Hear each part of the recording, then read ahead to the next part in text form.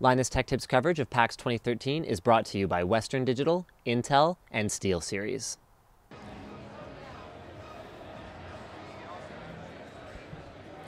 Playseat.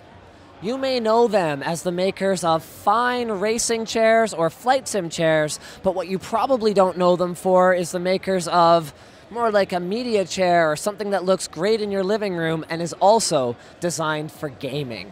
So this, my friends, is the first prototype of the Immersion. So this was built for E3 and is being shown off for the second time here at PAX Prime in order to get user feedback from real gamers. It is designed to be extremely comfortable, but you're still going to have those Playseat features that you've come to expect. So there are two mid-range speakers built into the headrest up here, as well as a 5-watt subwoofer that is built into the base of the seat. That's going to give you both an auditory experience and a sort of, a tactile vibrational bum experience that really I think is helpful when you're trying to have an explosive sort of thing going on and you can really feel it instead of just hearing it.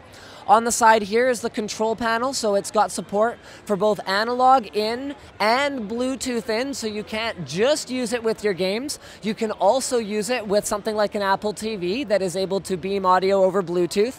There's also a pass-through, so you can opt to not use the built-in speakers and use your headphones instead. And because they're taking user feedback, they're looking at the possibility of adding even more features, such as, say a USB port on the side, because you're already powering the thing anyway, so that way you could charge your controller or your smartphone or whatever else you might want while you're sitting in your gaming chair. The construction is obviously not final, but we're expecting it to have an adjustable headrest. So right now it's very, very, very prototype, but don't worry, that'll stay in place once the final product is completed.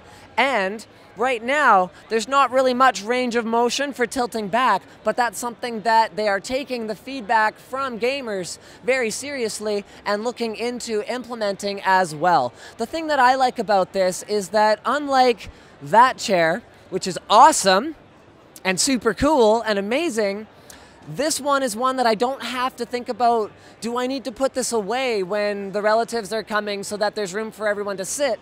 Anyone can sit in this, not just a gamer. So if you don't have the space to store something like that or you don't have the room for it, you could just have living room furniture that is Playseat Immersions, and no one would be any the wiser if you unplugged them when they came over so no one trips on the cables or anything. Expected MSRP is around $599, and when you consider what a nice living room chair costs, it's starting to look pretty good. But what if you wanted a racing seat? You just want a racing seat. It's not okay to have a gaming seat that you play with a controller and you want a steering wheel and foot pedals and all those things. This is still pretty new. This was released in spring this year, and I'm gonna have my lovely assistant, Kelly Jeffrey.